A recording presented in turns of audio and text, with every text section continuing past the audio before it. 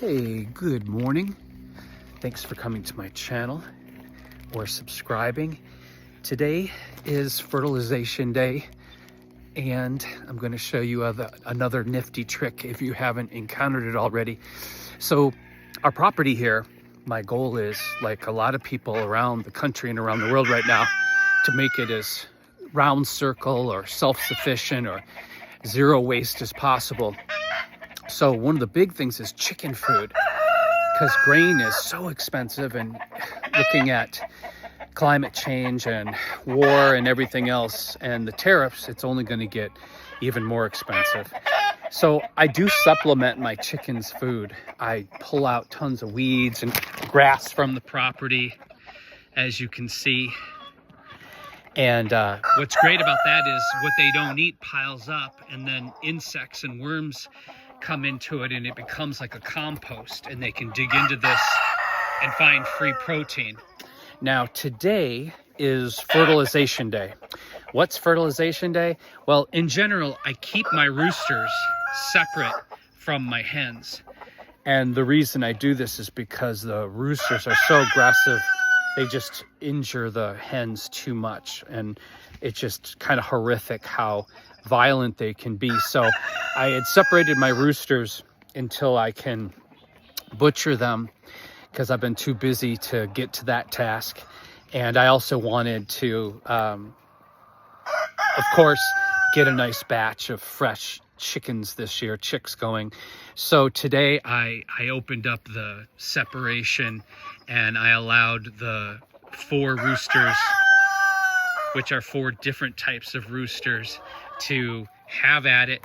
And then tomorrow I will take the roosters and put them back in their own space, and start taking the eggs from the hen boxes, and instead of giving them away or eating them, I will put them in the incubator, and then I will have my fresh batch of chickens in about 27 days approximately.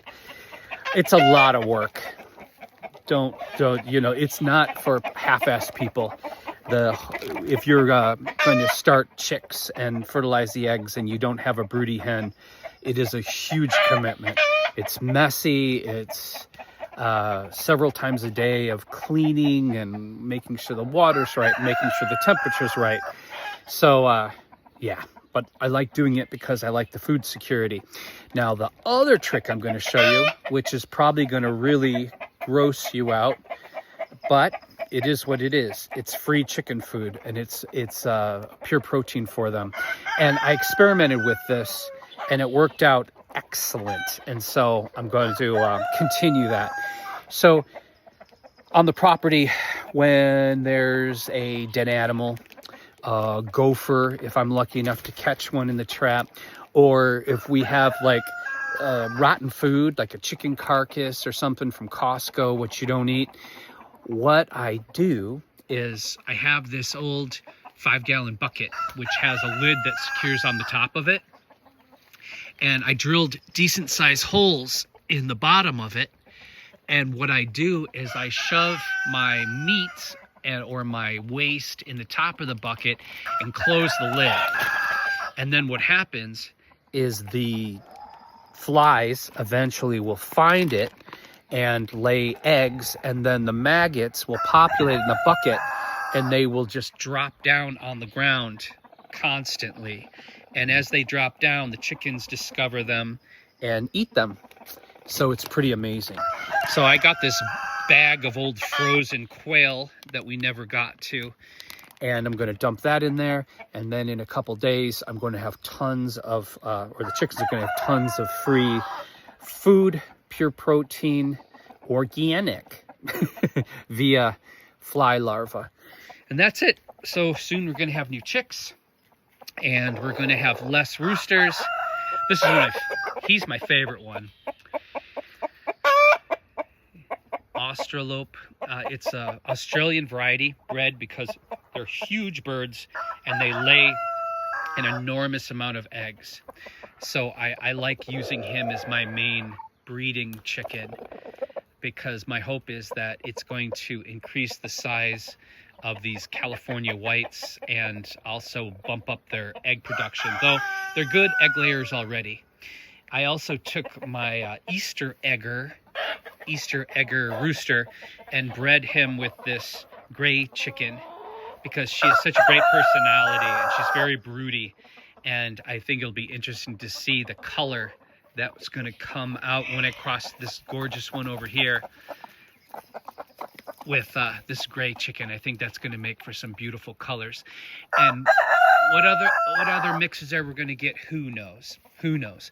I picked my chickens very carefully. It's funny because when I was standing in line at the feed store a couple years ago and started this journey, you know, I am not typical. I feel like when we're in public, we should socialize. We should communicate.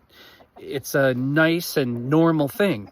But people have made it so abnormal. People have gotten so goddamn weird. And so I make conversation with people. Stranger danger. For God's sake, people talk to each other in public. So anyway, as I was talking to all these people in line that were getting chickens, I realized that I was the only person out of like 50 people that had did all the research on the chickens' personalities, because if you have really aggressive chickens, then you're going to have a lot of drama and a lot of injuries. I researched the egg production. I researched the meat production. And everyone else was just there to get a variety or to get pretty chickens. They totally didn't go about it as logically as I did. So the reason I'm telling you all this is that all my chickens were chosen for A, high egg production, B, decent meat chickens, and C, the ones that had the most calm temperaments. Now, the only ones I didn't have power over is some of these mixed chickens like this one. My neighbor gave me eggs, and it's a beautiful bird, but very aggressive. And so is the Easter egger. And that white one, believe it or not, that California white is really aggressive rooster. This year, when I choose the eggs, I'm going to try that old trick and see how well it works. And that is looking at the eggs, and the pointy ones or more oblong ones, more oval shaped ones, they say are generally male, and the round ones are in general female. I've not tested this myself, so I'm going to have to let you know how that goes, but I definitely don't want any more roosters. I've already killed and eaten so many of them, but like I said, I wanted to keep a couple for good breeding stock, and now that I've got their DNA, they're going. All right, hope this was entertaining and helpful. I'm going to get my meat into my bucket and get on with my day, because it's springtime and it's nothing but constant weeds and planting. When you have a small farm, basically it is nonstop work.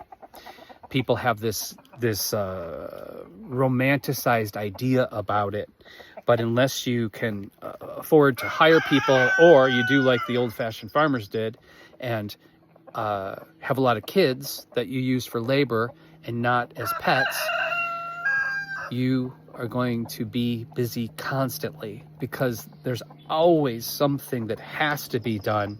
So you have to make time for the things that dictate what has to be done. And then you have your morning surprises, and that's when something has gone wrong with a chicken, or something has gone wrong with a tree, or something has gone wrong with a plant.